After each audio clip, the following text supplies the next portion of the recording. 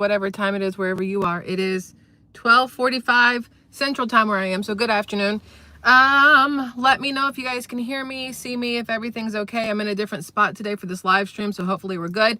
A lot of stuff to talk about that has happened in the last 24 hours. So, number one being, or the main one being, in my opinion, that Pete Hegseth has been confirmed. He has been confirmed. But on top of him, we also have Kristi Noem, who was confirmed. And they said she wasn't going to be confirmed until tomorrow. And she was confirmed like late as all get out last night. So that's a really good thing to wake up to on Saturday morning, having Pete Hegseth confirmed and having Kristi Noem confirmed. Now, before we get into any of that, I want to remind everybody that yesterday was the March for Life in Washington, D.C. We talked about it a little in yesterday's live stream. And our vice president decided that, you know what, I have a lot to do, but the first thing I'm going to do is go out and march in this March for Life while carrying his sign that says, Students for Life, I am the pro-life generation. And then it's got a number here, text life to 53445. I'm going to have to assume, because I did not text it yet to see what it is, but I'm going to guess it's like a donation thing probably, or like maybe information about if you happen to need some sort of help, if you happen to be pregnant or whatnot. I'm not sure 100% exactly what it is, but the fact that our sitting vice president was out there walking in the March for Life in Washington, D.C. yesterday was great. Real quick, is this backwards today? Because I can't tell once I go live if YouTube has me backwards or forwards on live streams. I have no clue until y'all either tell me or I see it later on. Hopefully today we're forwards. Who knows though? Anyway, let's continue on. So, yesterday, let's go to Donald Trump real quick. Wait, yes, it's backwards or yes, it's normal? Yes, it's backwards. Dang it. Listen, I don't know why YouTube does what it does. It is what it is. We're just going to have to deal with it, but it's annoying as shit every single time.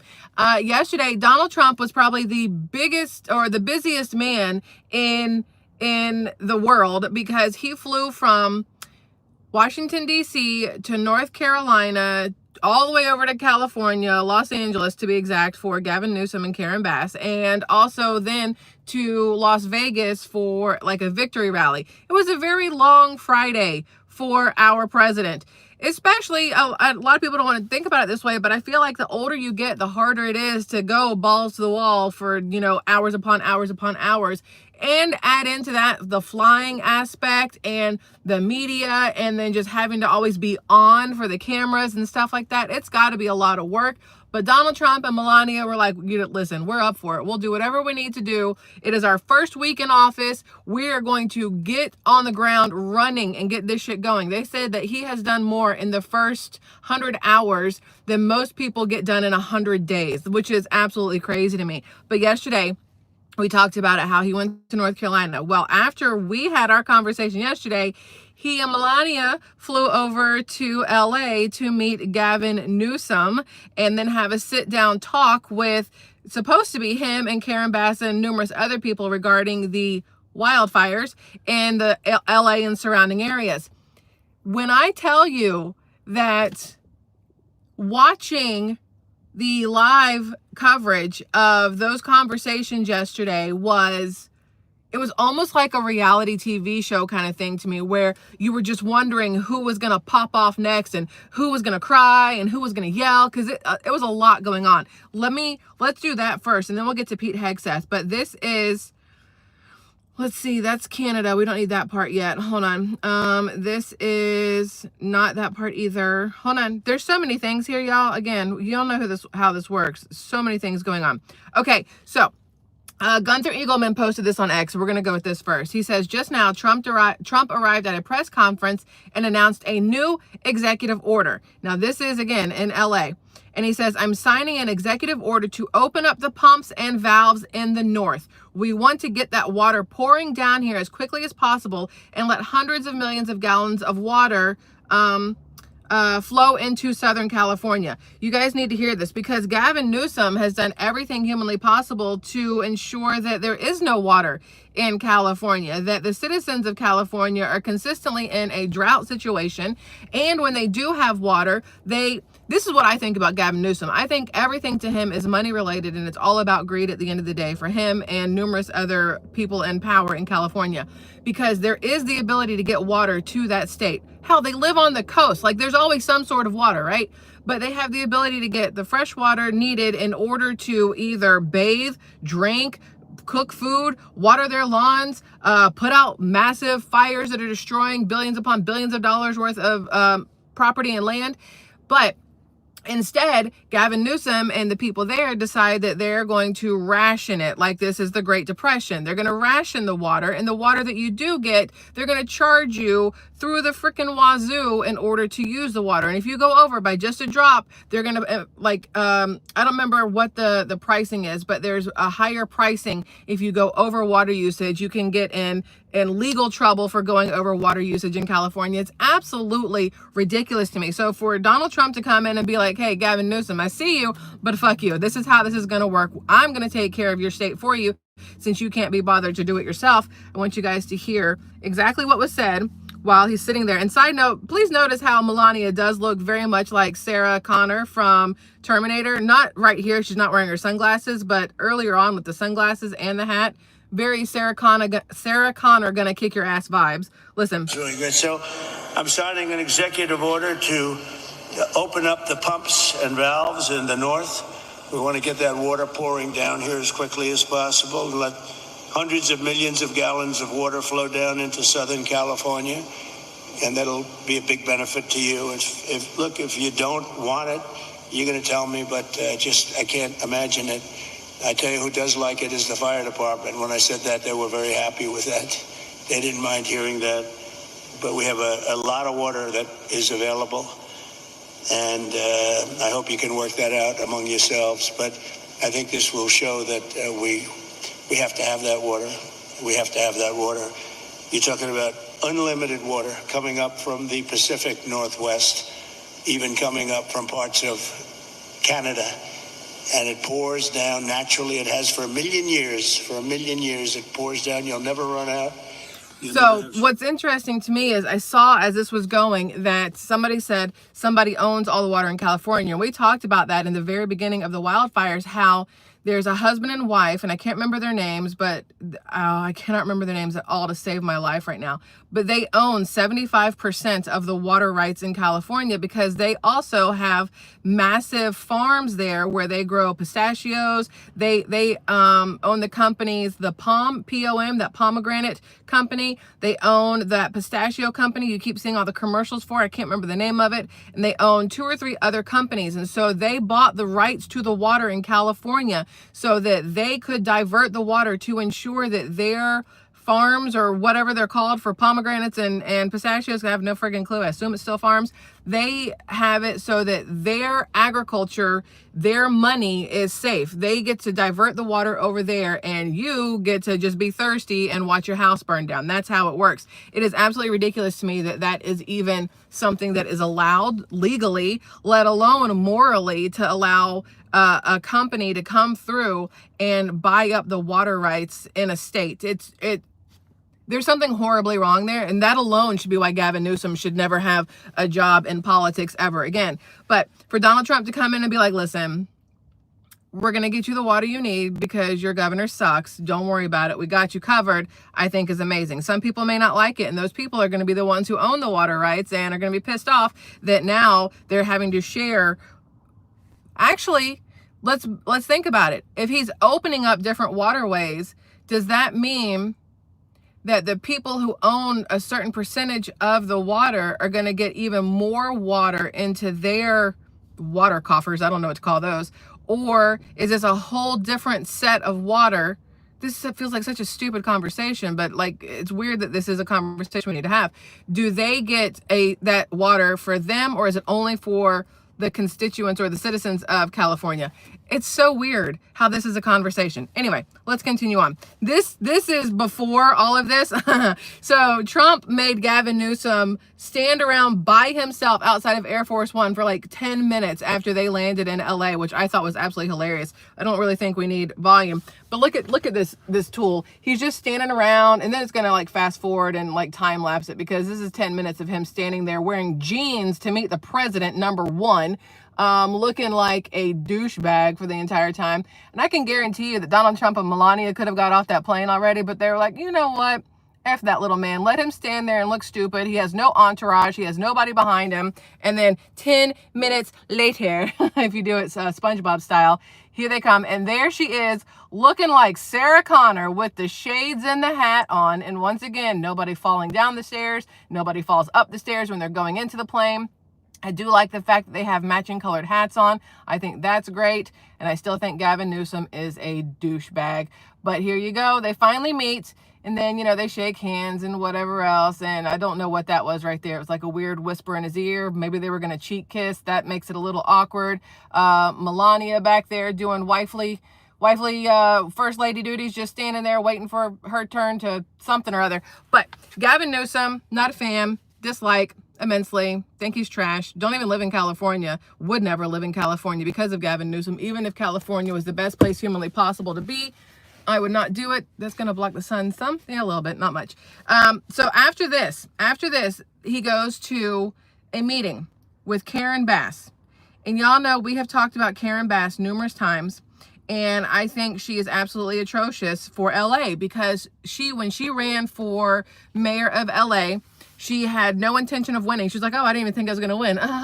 So she had no people planned. She had no idea what she was going to do in her position of power. She asked people to tell her who she should hire and stuff like this. Then she goes and hires a bunch of dumbasses who don't know anything, overpays the crap out of them. So now they have no money. Then she cuts all the budgets of things that matter in California, like, I don't know, the fire department budget. She didn't have the fire hydrants checked for pressure, which if she had them checked when she was supposed to, she would have noticed there was no water in there because the reservoir where the water was supposed to be was empty, even though 117 million gallons of water missing. You think you would know ahead of time as well. A lot of things that make it look like she was part of some like shady, shisty plan, right? So then they get to this thing, and there's so many people that he put in place yesterday. I'm trying to find the one of him and Karen Bass because that one I think is important. No, that's not it. Is this the one? No, that's the one against Brad. Okay. Well, no, you know what? We're just going to start with this one. This is like 2 minutes long. We'll listen to some of it, but you guys need to hear this. Because this is important. I don't know if this is the right one to start with though, but we're just going to go with it and see what happens. Oh, good. And the number one thing that we are going to do immediately, and you will see this happen, is to clear out the debris. And you know, we're concerned right now over the weekend because of the potential rain, but we are going to move as fast as we can, but we want you to be safe. Not quite sure what just happened there. Come back. We want you to be back in your homes immediately. But the people are willing to clean out their own debris. It doesn't cost a lot. Yes, and they can. You should let them do it because by the time you hire contractors, it's going to be 2 years. If a family... The people are willing to get a dumpster and do it themselves and clean it out. And they can... There's not that much left. It's all incinerated. That's right. And, you know, it's just going to take a long time if you do. You can do some of it, but a lot of these people, I know that guy right there that's talking. I know my people.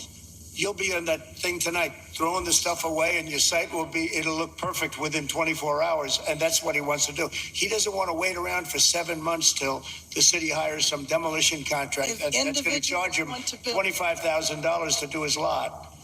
I think you have emergency powers just like I do. And I'm exercising my emergency powers. You have to exercise them also. I did exercise them. Because I looked, you have a very powerful emergency power, and you can do everything within 24 hours. Yes. And if individuals want to clear out their property, they can. Wait for this. Well, yes, but you know that you will be able to go back soon. Mr. President. We think within a week. So they're asking her, like, why so long? I'll be honest. To me, everyone's standing in front of their house. They want to go to work, and they're not allowed to do it. And the most important thing is for people to be safe. They're safe. They're safe. You know what? They're not safe. They're not safe now. They're going to be much safer. A week is actually a long time, the way I look at it. I watched hundreds of people. what's crazy is she's like, yeah, they can go back in there in a week. And, you know, people are thinking a lot of these people who lost everything also happen to be millionaires. So, you know, celebrities and whatnot. So them being displaced for a week probably isn't a big deal because they have places to go. Not everybody who lost everything is a millionaire. And I think that Karen Bass herself may have forgotten that there are people there that are renting homes. There are people there that have been there forever and maybe older and happen to own the house that they lived in, and they don't have a ton of money. They're retired, whatever else. They've lost everything. It is not fair. And again, a lot of people don't like the word fair, but I also don't give a shit. It is not fair to expect these people to continue shelling out for hotels and whatever else while also still having to pay, obviously, their mortgage, their other bills. If they haven't been able to go back to work, if they haven't been able to do these things, that's absolutely crazy. And for her to say, oh, they can go back anytime they want, and then literally the next sentence go, well, in like a week. Well, is it any time or is it a week? Because those are two very contradictory time frames, ma'am. It's either they can go in whenever they want or they have to wait a week. You cannot say both with the same straight face. Well, the stupid ass Joker smile that she actually has. Let's see. Standing in front of their lots, and they're not allowed to go in. It's all burned. It's gone. It's done. Nothing's going to happen to it. It's not going to burn anymore. There's nothing to burn. There's almost nothing to burn. And they want to go in. The people are all over the place. They're standing. And I say, why aren't you going in? We're trying to get a permit. And the permit's going to take them. Everybody said 18 months. You said 18 months. You said 18 months. Last night. And that was last night. On that. It's very hard to hear what they're saying, and I know. Mr. President, we're going to be together next week, and okay, so that's the end of him. So stop talking, whatever's happening there. That's the end of that one. But Karen Bass, her and Donald Trump ended up going back and forth a couple times. Newsom was not at this. After Newsom met him at the airport and whatever exchange of words occurred there, Newsom did not go to the Pacific Palisades, California disaster zone meeting, which to me is absolutely ridiculous that he wasn't there. Is it because he's a pansy and didn't want to be put on the spot like that live? Because we all know he's going to do his little dance. You know, because he's actually excited about everything because now he has a chance to build that smart city that they've been talking about since 2016 or 2017 there, which is why he probably did not heed any advice that Donald Trump gave him the first time Donald Trump was in office about, hey, you need to clean up this state and get rid of the brush and get the water going and do all these other things. And he completely ignored them. Has a lot to do with everything that's going on now. They have a smart city plan by 2028, which happens to be the same year that the Olympics are going to be in LA, and they could not have all of the things going on that they wanted with the current setup of houses and homes and businesses that they had there. You can't turn all the old stuff into smart city, but you can get rid of all the old stuff and build your smart city for a much, much lower price. And that is what you have happening here, which I think also is why Karen Bass is very non-committal with when they can actually get into their homes, because there's probably, when we talked about this a couple days ago, we talked about the fact that Gavin Newsom had reached out to Governor Josh Green in Hawaii, the same governor that was there when Lahaina went up into flames, which made absolutely no effing sense at the same time, right? And for him to call Josh Green immediately about getting land surveyors or whatever he called them to come out and look at stuff and developers and builders, that is shady as shit. You put those two things together, shady as shit. This is pre-planned. I have no doubt about it personally. That's my opinion on this. You have them. If Karen Bass is saying people can't get back into their homes, we showed that they had National Guard there not letting people get onto their own streets. They could not get to their houses. I have to assume or wonder and assume if it's because they already have developers roaming around there trying to get lay of the land, literally, and figure out how much more they have to remove debris-wise, how much they are willing to pay certain banks or people for, depending on who owns the locations, and what it's all going to cost them, their time frame, their starting point, their layout of how they're going to get it all done. Again, this is something that it smells too convenient for it to have been a actual natural disaster. My personal opinion on that. And the way that Los Angeles Mayor Karen Bass, the way that California Governor Gavin Newsom are handling everything really does solidify that feeling in me, that gut feeling that this is not natural and that it is being used to further their agenda for California and screw the people, right? So you had that situation going on with Karen Bass and him and Donald Trump kind of sort of going back and forth. On top of that, then you have this. This one is shorter, but stop playing sausage fingers. Quit it. Okay, this one's shorter. Listen. To relief items which will prevent it or at least mitigate it from happening again. So you're going to see us proposing both of those. Like water. Little things like water. You know, the party of common sense. See, we're the party of common sense. You're not, in all fairness. Yes, sir. We like water to put out fires. It's really quite efficient. All right. Thank you, Mr. President. That was, to me, I don't know how a lot of people are going to feel about that, bringing in the fact that you have the sitting Republican president basically telling the Democrats at the table that they're stupid. I personally am a fan of it. I have no problem with letting people know exactly where they stand. And so for Donald Trump to be like, Brad, you know, common sense, we're the party of it. You guys aren't, because if you were, you would have had water to put out a fire. Common sense dictates that you need water to put out a fire, right? And you have this Brad guy going, oh, well, we're going to do everything we can. We're putting things together to make sure this doesn't happen again. Bro, hate to break it to you, but you've had years upon years upon years upon years to put things in place to make sure this doesn't happen again. This was not the first wildfire in California. This is what, the 100-something? Like, there's been numerous ones of them, and what has been done to mitigate them or ensure that they're not going to happen again?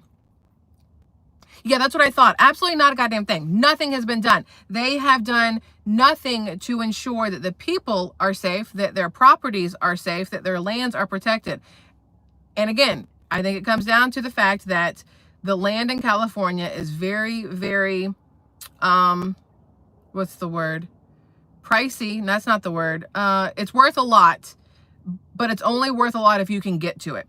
It's not worth anything if somebody else is on it and you need it. It's worth everything when you can have it and put what you want on it. And that's what this all comes down to at the end of the day. So watching Donald Trump call him out, I thought was absolutely lovely. And then on top of that, that's the common sense one. We have this one here. Is this the one we already kind of sort of listened to? Wait, hold on. Wait a second. Yeah, that's one we already did. Hold on. There's so many bookmarks here that it's ridiculous. That's not it. Took away Karen Bash. Oh, we already saw he took away her microphone at the end. That Brad guy. My emergency powers. No, that's the same one. See, I save way too many things from way too many pages, and then I end up with like duplicates of stuff. Hold on. Way to go nowhere. You did something, Brad, where every insurance... this is the one I wanted. This is the one I wanted, because we talked about the fact that the insurance companies in California had just a couple months before that, if even that long, had dropped most people in Pacific Palisades. Just happened to be the same place where the fires started.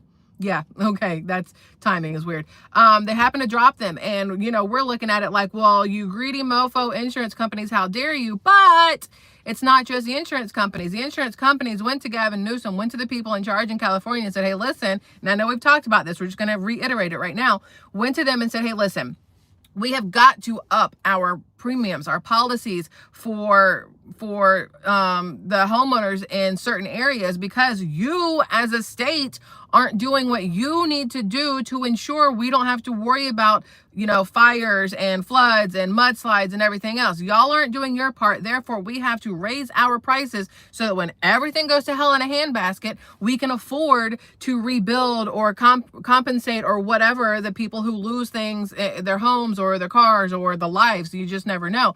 And Gavin Newsom and this Brad guy and whoever else were like, no, we don't want to raise insurance prices because then nobody's going to want to live here. We're trying to get people in here. We want businesses in here. We want all this other stuff, and we can't tempt them to move to California for, like, side note, your insurance is going to be through the effing roof and you'll never be able to afford anything else in life because insurance is so high. So Gavin Newsom and this Brad guy and everybody else are like, no, just leave it the way it is. And the insurance company goes, can't do it, hate it for you, but we have to pull out. We can't be here and risk losing everything because you're not willing to do what's necessary for your state. So the insurance companies leave. Then the fires start. And now you have here, Donald Trump is about to put California Representative Brad Sherman in his place about the insurance, because again, it's on California. It's on these people why the insurance companies had to pull out. Mr. President, without your help, they're only going to get $43,000 from the federal government, even if they have a half Well, million dollar you did something, loss. Brad, where every insurance company in the country left California. That's why you have no insurance, because you made it so impossible. People that think like you made it so impossible. And Brad, me, every Mr. insurance President, company. I don't know what I'll you tell you know this, about my thinking. I've never seen a state where almost nobody has insurance. And I said, what happened? And they said like 6 months ago they all left. And 2 years ago they had different, quadrants, but they left. And you have very little insurance here. I mean, I've never seen anything like it.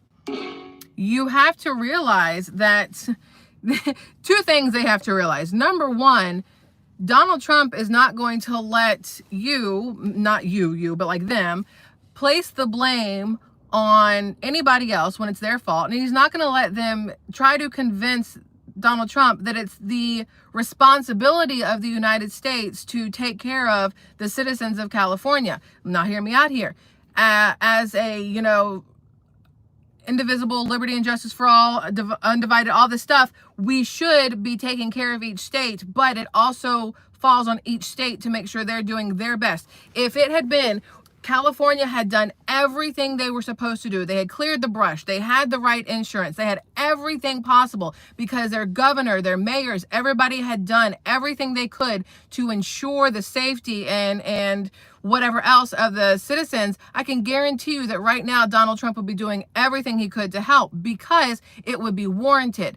But at the end of the day, this is a state, and it's unfortunate for the people who live there, that is run by a governor who does not give a single effing iota about any of them, and he only cares about the money. He is going to continue making mistake after mistake after mistake and just wait to get bailed out.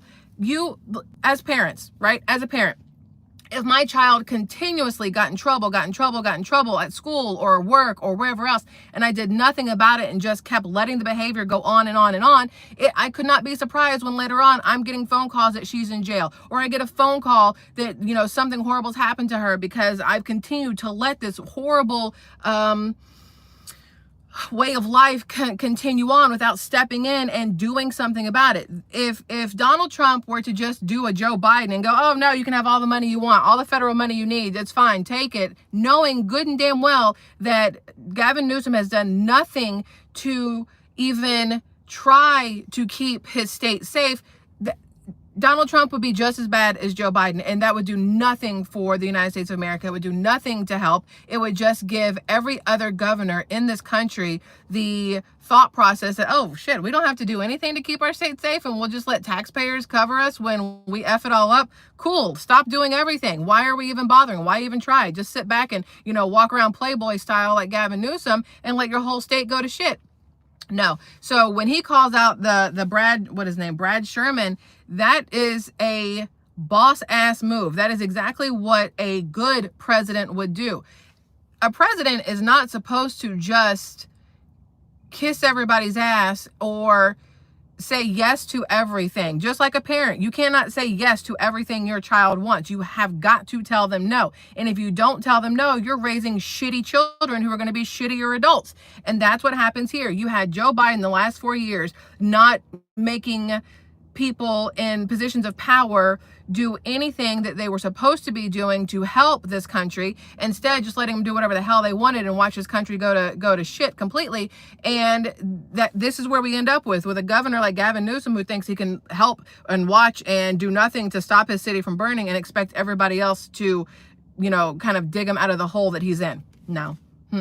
No. That's not how this is going to work, boo-boo. So that to me was interesting. What's even funnier though is I don't know how I feel about this. It says the LA Fire Department presented President Trump a custom fire helmet with the number 47 on it. I think it's great. As long as it didn't come from Karen Bass, I think it's great. If it came from the firefighters themselves, I love it, and he should put it in the Oval Office. If it came from Karen Bass, set that shit on fire and walk away. That's That's how I feel about that. I don't think we should take anything from Karen Bass. Nothing should come from Gavin Newsom, because none of it would be genuine. It would all be tokens of whatever, just to look good for media and wherever else.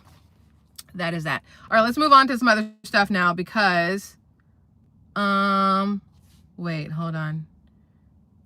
This is 2.5 minutes of FEMA stuff, so I'm just going to condense it. Colin Rugg condensed it over here. So they were talking about FEMA yesterday during the meeting in LA, because, you know, FEMA sucks, witnessed by North Carolina. Thankfully, now we have somebody else in charge in FEMA, and Donald Trump went to North Carolina yesterday, and things are already underway getting those people who have been displaced since Hurricane Helene. They're finally in apartments and longer hotels maybe, but that's good. But anyway, Colin Rugg says, I'm going to go person by person. So President Trump completely shuts up Democrat Congressman Brad Sherman again after he tried defending FEMA, and then he got a loud round of applause, right? So Sherman says, if I could just defend FEMA for a little bit, and Trump was like, yeah, okay. And Sherman, you know, rambles on about FEMA for a while, and Trump says, the problem with FEMA, and I love this part, is they come from, wait, go back, is they come from, hello, no, my fat fingers once again, y'all.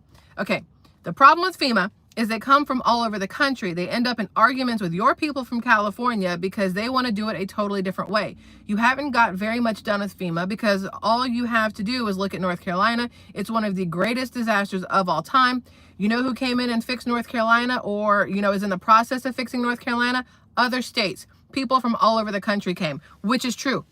You guys know it, and I know it, that during the initial aftermath of Hurricane Helene, it was neighboring cities and states and people, citizens like you and I, who drove, flew, horseback rode, whatever they needed to do to get to the areas, especially like around Asheville and stuff, of North Carolina, who really, really needed help.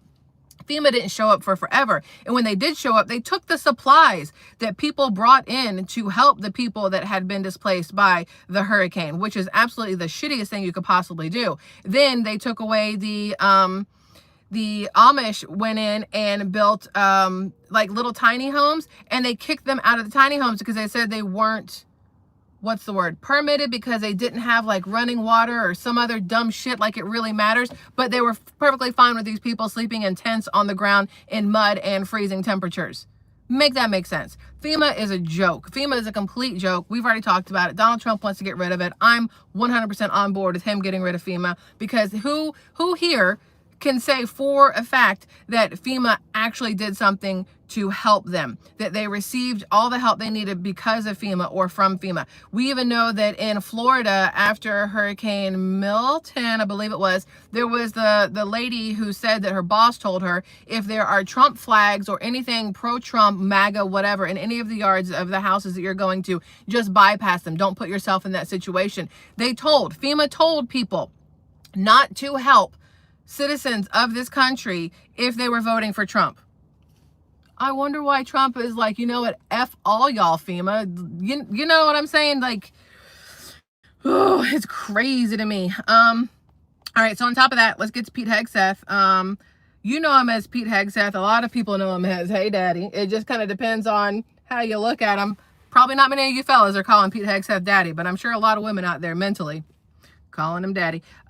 He was officially confirmed yesterday with a 51-50 vote. You know why he won? Because our good old Vice President J.D. Vance was the tiebreaker. Voted him in. He won because of that, which means to me we have 50 Democrats and 50 Republicans sitting there, because the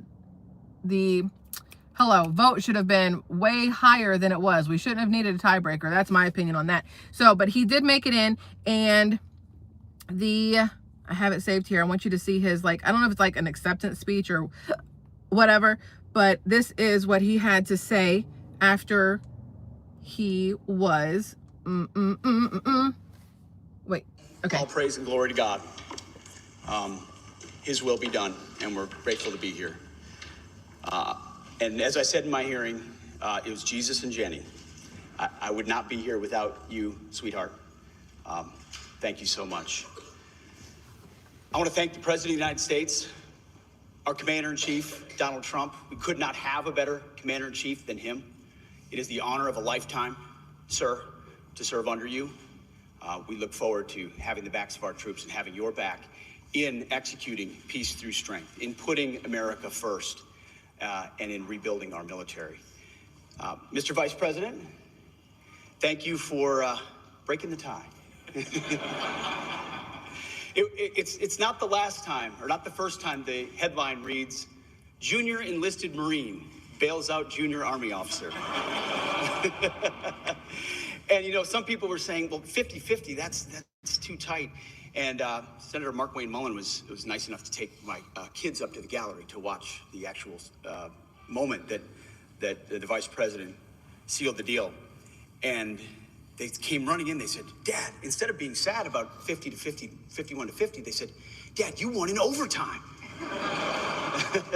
That's the perspective I like. So thank you. Hello. Calm yourself. So I thought that was great. It's not often that you hear people stand up these days and as they're saying thank you, or they're accepting some sort of, whether it's an award or whatever else, that they thank God or they thank Jesus or they thank it's normally, like, I'm thinking of the celebrities, it's normally something along the lines of, thanks to my hair and makeup crew, and thanks to all the people who spent their money to go watch my movie, whatever.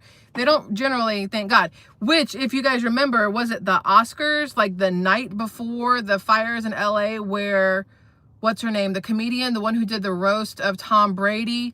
I can't remember her name. She's like she's real gross. I kind of think she's funny though. Nikki something or other. I can't think of her last name, but she got up there and made the comment about how there is no God in Hollywood. And the next thing you know, that bitch is burning. And it's like, oh, okay, well, Nikki Glasser, thank you. I'm like, the timing, all of it kind of goes together. But anyway, so you have Pete Hegseth up there, I think was great. His speech that he gave afterwards was great. Now, on top of that, like I said, we had Kristi Noem won, and she was confirmed much easier, 59-34, but that's not as many votes as Pete Hegseth got. So where were the other votes? Because 59 and 34, I'm not going to do math in my head, but we'll go down to 30 and then we'll go down to, no, I'm not even going to do the math, but that's not 101 at the end of the day with a tiebreaker. So I wonder who did not vote when it came to Kristi Noem being yayed in as the Secretary of Homeland Security. Goodbye, Mayorkas and his bald-headed dipshitness. So that's a plus there. A lot of people, I asked on X how it is gnome, right? Like the lawn ornament, like the gnome. I asked people what they thought of her, because I remember hearing about her, and it was a lot of people were like, well, she's the one who killed her dog. And I'm like, that was like 20 something years ago, also living on a farm, and a lot of things were different then. So I don't really know if that should matter at the end of the day, but everybody's talking about how she kept South Dakota open during the C-19 pandemic and everything else, and a lot of people really seem to like her. So I am hoping that she will do a very good job as the Secretary of Homeland Security. But it was nice to see her get confirmed in. And for those who don't know what Kristi Noem looks like, let me just, don't know what I just clicked on there, but that's Kristi. Really? Again, we're fat fingering it. Oh, here we go. That sounded dirty. That's not the way I meant it. She's beautiful at the end of the day, no matter what. She's gorgeous. So she has made it in. Pete Hegseth has made it in. On Wednesday, in theory, we're supposed to get Kash Patel should be confirmed on Wednesday, along with Tulsi Gabbard, I think, is on Thursday. RFK Jr., who knows when that's going to happen with all of him. And who is the other one that we said is on Wednesday? Now I don't remember who else is on Wednesday. There's somebody else, but I cannot remember who it was that's supposed to be confirmed on Wednesday. I'm having brain fart right now. I don't know who it was. I don't remember. But the plus is that we have them in it's going faster than we expected. Well, it's going much slower than we expected, but now that it's moving, it's going in. Bondi, that's who it is. Thank you. Pam Bondi is supposed to be confirmed on Wednesday as well. Thank you. I was having such a brain fart moment. This is the Hodge twins. Well, technically, Kat Turd posted this over on X, and it says the hardest confirmation to get through Senate will be RFK Jr. because most of Congress is brought to you by Pfizer.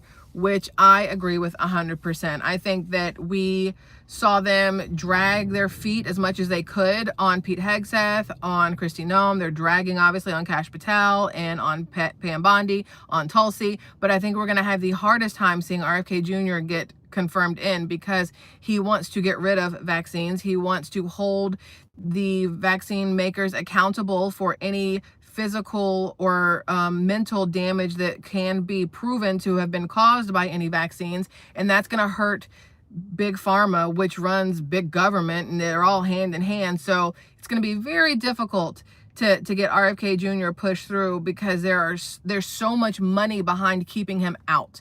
At the end of the day, because it always comes down to profit over people, and the most profit you will ever find is in pharma. That's why our food industry is shitty as it is, because everything goes back to keeping big pharma running.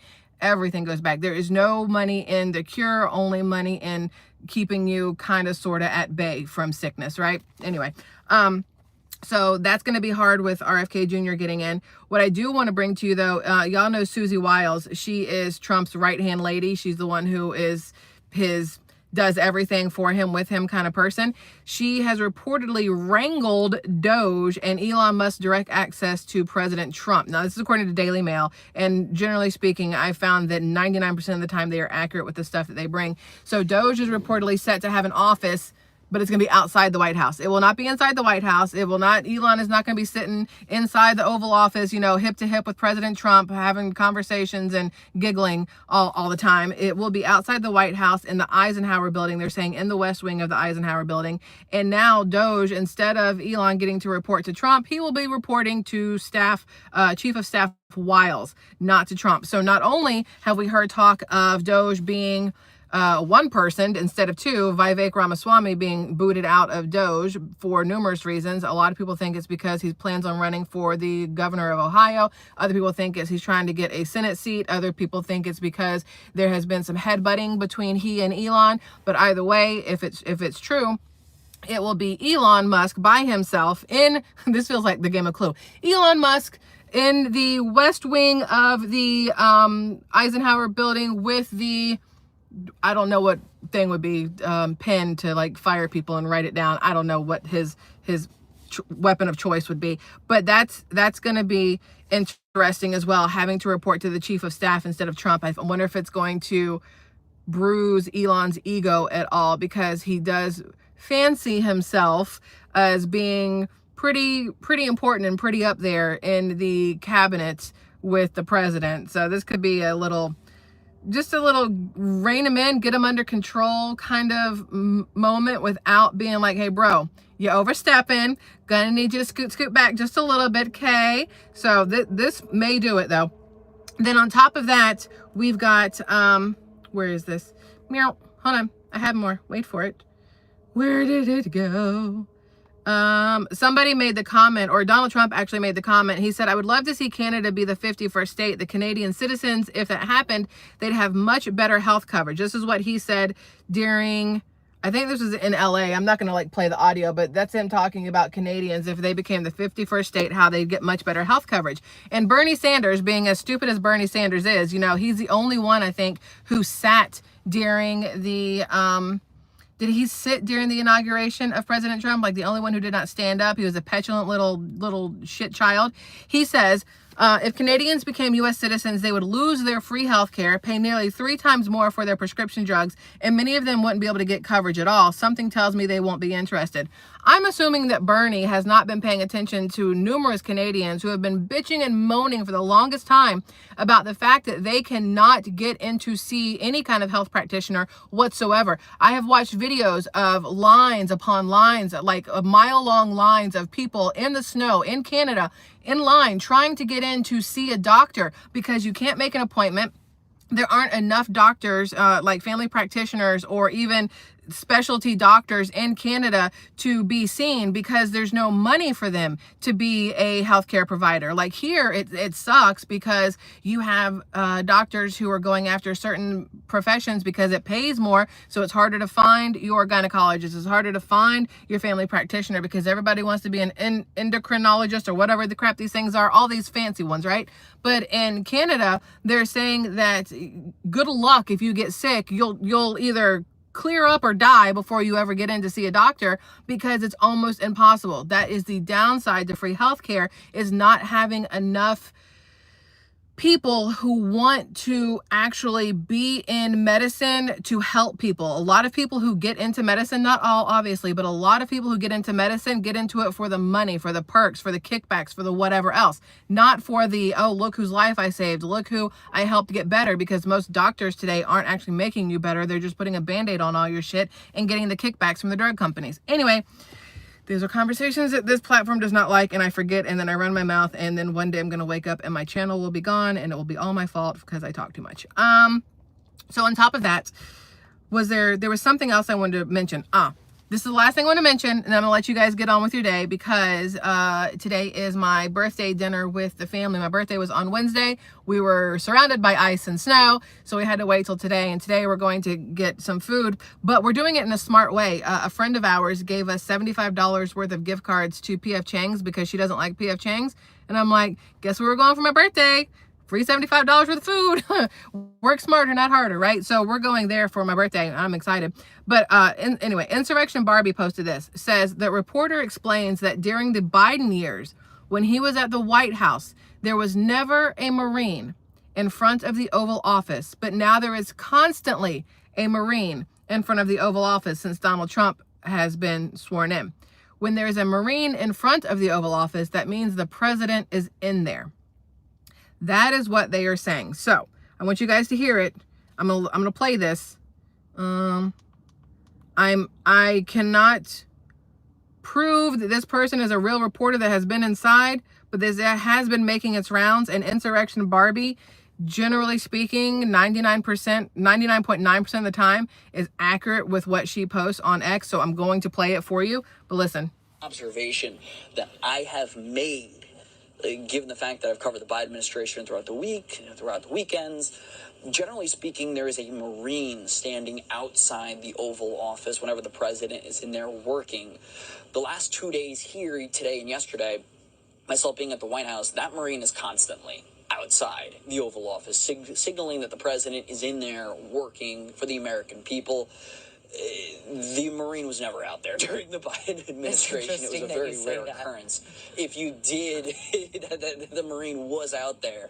It was very rare if it was, but by comparison, the Marine has always been out here the last. So does that mean that Biden was never actually in the Oval Office and everything was being done remotely? Because, we saw how many times it looked like he was in some makeshift thing with some little Fisher-Price desk, like tiny little desk. Nothing looked real. Was he ever really in the Oval Office, or was somebody else in the Oval Office for him instead? Biden, fake Biden, as we like to call him, because there are definitely more than one Biden, just based off physical features. Height is a big one, all kinds of stuff. But now he's saying the Marine has been out there because Donald Trump has been in the office signing executive orders, just running with that pen. Probably needs new ink already, signing executive orders since he was inaugurated. I just think it's interesting how that came about. He was like, nah, I don't really ever see a Marine out there when Biden was the president. So anyway, I think that's it. There's going to be a lot more stuff going on today, obviously. Today, maybe not as much tomorrow, but getting into next week should be very interesting time on the rest of the confirmations for Donald Trump's cabinet, what's going to happen in LA. I want to know if today people are actually able to get back to their house, or if Karen Bass has still got the National Guard out there keeping people away. I want somebody to be able to fly a drone around there so we can see if there are people from companies out there surveying the land for themselves. I want to know. So if you happen to be in California and in that area, I know a couple of you are, any little bits of dirt that you have, we want to know it, because we want to bring real, actual information to the people, from people on the ground in the places that the things are happening. So if you happen to be in those areas, email me, comment here, do whatever, go over on X or go over on Instagram, DM me something, because I want to be able to share with everybody what's actually happening, not what lies Karen Bass wants to share or what crap Gavin Newsom wants to try to convince people is real or not real. So that's that. I love you guys. I hope you have a fabulous rest of your Saturday. Sarah, thank you for being here and moderating. I saw you booted somebody. I'm sure they deserved it. So deuces to that person. I love the rest of y'all very much, and I'll see you guys again